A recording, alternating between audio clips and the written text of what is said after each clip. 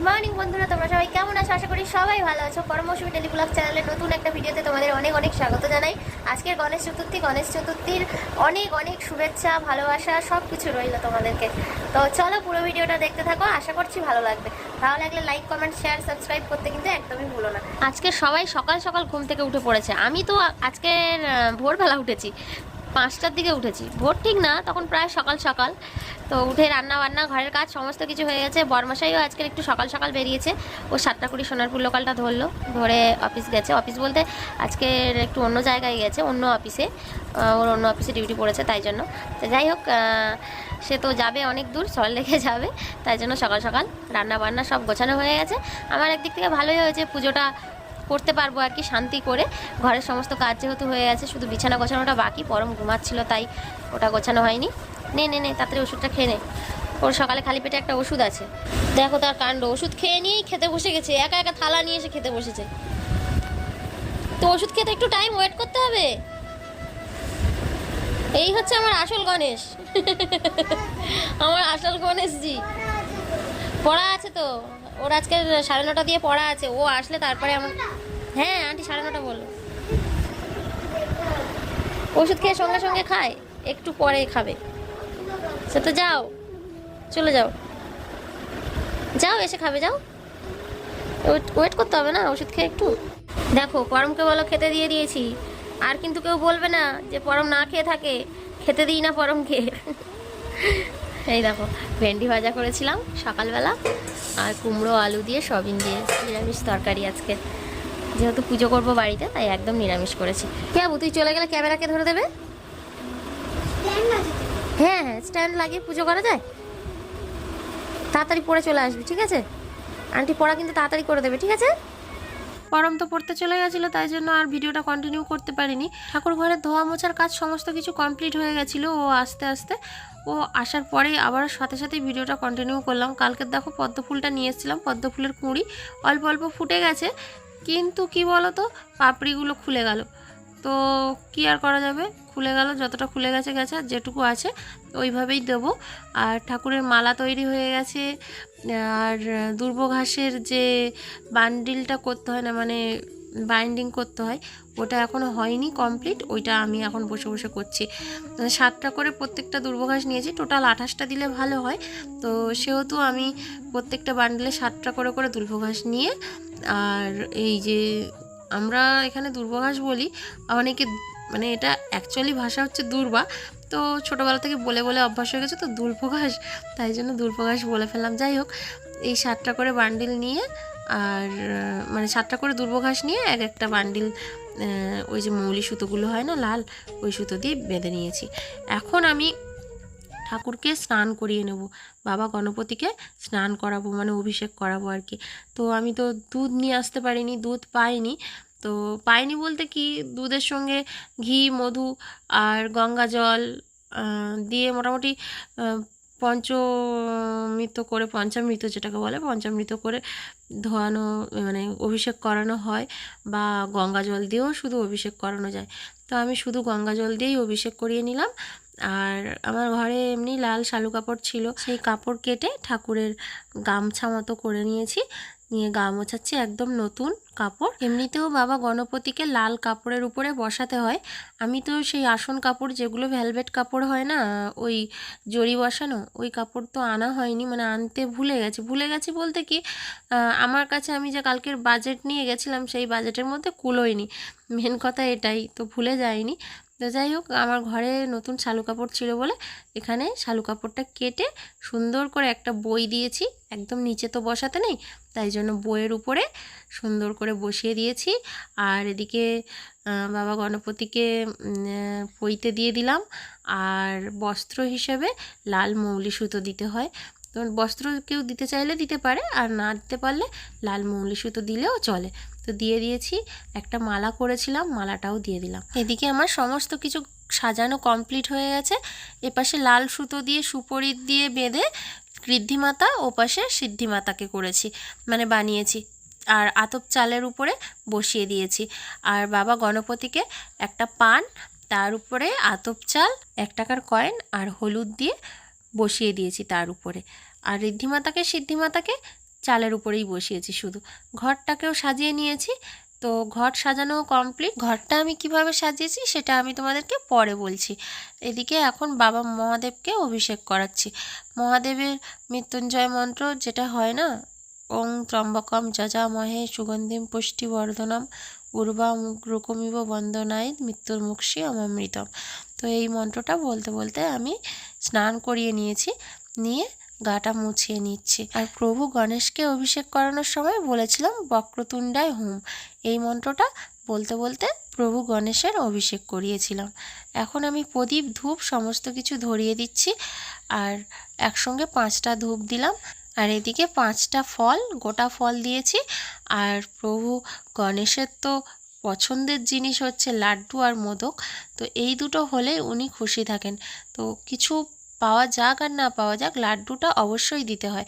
তো আমি কালকে লাড্ডু আর মোদক নিয়ে এসেছিলাম, তো দিয়ে দিয়েছি। আর 7টা করে যে দুর্ব ঘাসের বান্ডিলটা করেছিলাম আমরা, তো ওই দুর্ব ঘাসের বান্ডিলগুলো, একটা বান্ডিল প্রভুর ডান পাশে, একটা বাম পাশে, আর একটা পেছনে তো দিয়েছিলাম, মানে মাথার পেছন দিকটায় দিয়ে আর সাজিয়ে নিয়েছি। প্রভুকে তো দুর্বাঘাস অবশ্যই নিবেদন করতে হয়। দুর্বাঘাস ছাড়া, দুর্বাঘাস যেটাকে বলে, আমি বারবারই ভুল বলছি, দুর্বাঘাস ছাড়া গণেশ পুজো হয় না। যেরকম শিব পুজো বেলপাতা ছাড়া হয় না, তুলসী পাতা ছাড়া হরির মানে কৃষ্ণ ঠাকুরের পুজো হয় না, সেরকমই দুর্বাঘাস ছাড়া গণেশ পুজো হয় না। আরও যদি 28টা দুর্বাঘাস দেওয়া হয় খুবই ভালো হয়। তো সেই কারণে আমি 28টা দুর্বাঘাস মানে বান্ডিল করে নিয়েছি, 7টা করে। 3টে তো এখানে দিয়েছি, একটা ঘটের উপরে দিয়েছি, আর ঘটেতেও একটা দুর্বাঘাসের মানে বান্ডিল বেঁধেছি, ওটাকে বাদ, ঘটে তো ওটা বাঁধতেই হবে, কিন্তু এমনি নর্মালি ঘটের উপরে একটা দিয়েছি 7টা, আর এদিকে 3টে, মানে টোটাল 7টার বান্ডিল দিয়েছি আর কি দুর্বাঘাস, মানে 28টা দুর্বাঘাসই দিয়েছি আমি। অনেকে 21টা দেয়, 11টা দেয়, তাতেও কোনো সমস্যা নেই। এদিকে আমি একটু লাল চন্দনও দিয়ে দিয়েছি, লাল চন্দন, সিঁদুর আর আতপ চাল, এগুলো দিতেই হয় প্রভুর কপালে। তো প্রভুর কপালে দিয়েছি। আর এদিকে আমি যে ঋদ্ধিমাতা সিদ্ধিমাতাকে বানিয়েছিলাম, ঋদ্ধিমাতা সিদ্ধিমাতাকে দিয়ে দিয়েছি, আর ঘটে উপরেও দিয়ে দিয়েছি। মোটামুটি সমস্ত কিছু কমপ্লিট। এবার শুধু ধুনোটা ধরাতে পারলেই হয়। হ্যাঁ, ঘট যখন সাজিয়েছিলাম, ঘটে আম পাতা আর এমনি পান, সুপারি, একটা গোটা কলা, আর এমনি যে বিল্বপত্র দেয় নর্মালি, ওইগুলো সমস্ত কিছু দিয়েছি, দিয়ে ঘরটা সাজিয়ে নিয়েছিলাম। ব্যাস, ধুনোটা দেখো আমার ধরে গেছে। এই ধুনো আনতে সকালবেলা আমাকে দৌড়তে হয়েছিল দোকানে, কালকের ধুনো নিতেই ভুলে গেছিলাম, আর বাড়িতেও ধুনো শেষ হয়ে গেছিলো, তাই জন্য সকাল সকাল গিয়ে আবার আমি ধুনো নিয়ে এসেছিলাম। ধূপ, ধুনো, প্রদীপ এগুলো ছাড়া তো একেবারেই পুজো সম্ভব নয়। ধুনোটা তো আমাদের মানে কি বলে, স্বাস্থ্যের জন্যও খুবই উপকারী। পুজো আচ্ছায় তো ধুনো দেওয়া তো অবশ্যই নিয়ম আছে, তাছাড়াও ধুনোর গন্ধটা বাড়িতে নেগেটিভ এনার্জি দূর করে, তাছাড়াও স্বাস্থ্যের জন্য খুবই ভালো। আর তার সাথে আমি কর্পূরও দিয়ে দিয়েছি, কর্পূর ছাড়া তো পুজো হয় না বলতে গেলে, তো তাই জন্য ধুনোর সাথে কর্পূরও দিয়ে দিলাম। এইবারে আমি ওই যে পদ্ম ফুলটা কুঁড়িটা ছাড়িয়ে রেখেছিলাম, ওইটা দিয়ে দিচ্ছি। এবার কোথায় দেবো না খুঁজে পাচ্ছি না, কারণ আমার তো গণেশ দেবতা খুবই ছোট টাইপের নিয়ে এসেছিলাম মূর্তিটা আর কি, তো সেই জন্য খুব, আর এমনিতেও আমার সিংহাসনেও জায়গাটা খুব শর্ট, তো যাই হোক দিয়ে দিয়েছি একদম সাইডে। আর এদিকে জলের গ্লাসও দিয়ে দিলাম। এবার সমস্ত দেবতাকে এক এক করে ফুল দেব, কিন্তু তার আগে ওই যে পাপড়িগুলো সব ছেড়ে গেছে, তো ওইগুলো একটু সুন্দর করে সাজিয়ে গুছিয়ে দিচ্ছি। প্রথম পূজ্য যেহেতু গণেশ দেবতা, এতদিন তো আমার বাড়ি গণেশ দেবতা ছিল না, তো এই প্রথম আমি গণেশ দেবতা নিয়ে এসে পুজো করছি, আর প্রথম পূজ্য উনি, তাই এবার থেকে বাড়িতে যখনই আমরা নিত্য পুজো করব, সবার প্রথমে ওনাকেই ফুল নিবেদন করতে হবে, তারপরে সমস্ত দেবতাদের দিতে হবে। যেহেতু আগে ছিল না, তাই জন্য আগে আমরা মহাদেবকে দিতাম, এখন থেকে নিয়মটা একটু বদলে যাবে। যাই হোক, আমি প্রভু গণেশকে সুন্দর করে সাজিয়ে দিয়েছি, কিন্তু কি বলতো, গণেশ ঠাকুরের মূর্তিটা তো আমার খুবই ছোট, তাই জন্য দেখা যাচ্ছে না প্রভুকে বলতে গেলে। প্রথমেই ওনার পুজো করে নিচ্ছি, তারপরে আমি সমস্ত দেবতাদের ফুল দেব। তো ওনার পুজো প্রায় কমপ্লিট আমার। এইবারে সমস্ত দেবতাকে ফুল দেব সবার আগে, মানে ওনার পুজোর পরে প্রভু মহাদেবকে দেব আর কি। তো তার আগে সমস্ত প্রসাদ, প্রদীপ, ধূপ আর জলে আমি ফুল ছড়িয়ে দিচ্ছি। আর হ্যাঁ, জানো তো প্রভু গণেশজির আবার হলুদ আর লাল খুবই পছন্দের। হলুদ মিষ্টি বলো, হলুদ বস্ত্র বলো, সমস্ত কিছু খুবই পছন্দের। হলুদ আর লাল রঙটা ওনার খুবই পছন্দের রঙ। তো সেই জন্য লাল জবা, হলুদ গাঁদা বা হলুদ রঙের মিষ্টি, লাল রঙের মিষ্টি দিলে উনি খুবই খুশি হন। তাই জন্য আমি লাল জবা আর গাঁদা ফুল দিয়েই ওনার বেশিরভাগ পুজোটা করেছি। হ্যাঁ, নীলকণ্ঠ ফুল, আকন্দ ফুল এই ফুলগুলোও উনি খুব পছন্দ করেন, তাই জন্য আমি নীলকণ্ঠ ফুলও দিয়ে পুজো দিয়েছি ওনার পুজোয় যেটা দেওয়া যায় না সেটা হচ্ছে সাদা ফুল আর তুলসী পাতা।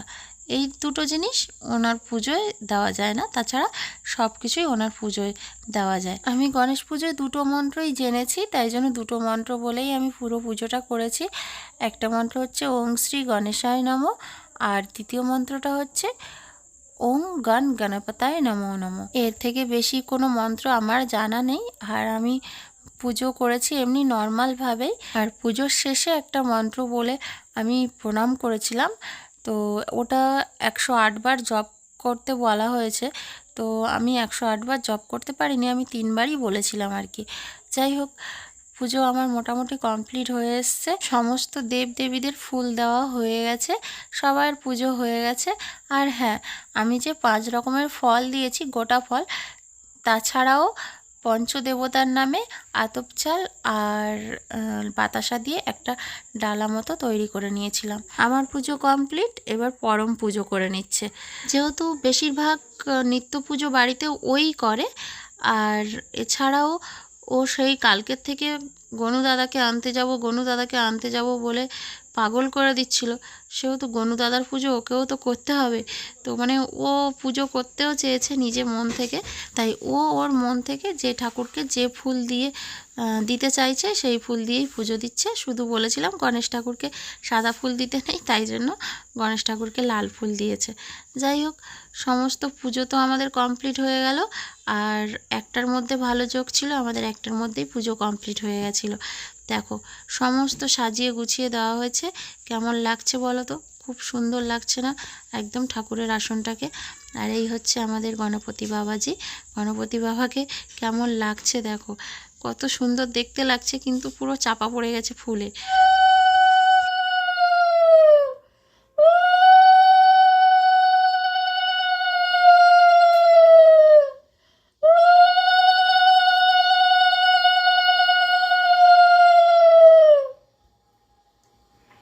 পুজো শেষ, এবারে যে যার মনস্কামনা জানিয়ে ঈশ্বরের কাছে, ভগবানের কাছে প্রার্থনা করে প্রণাম করে নিতে হবে।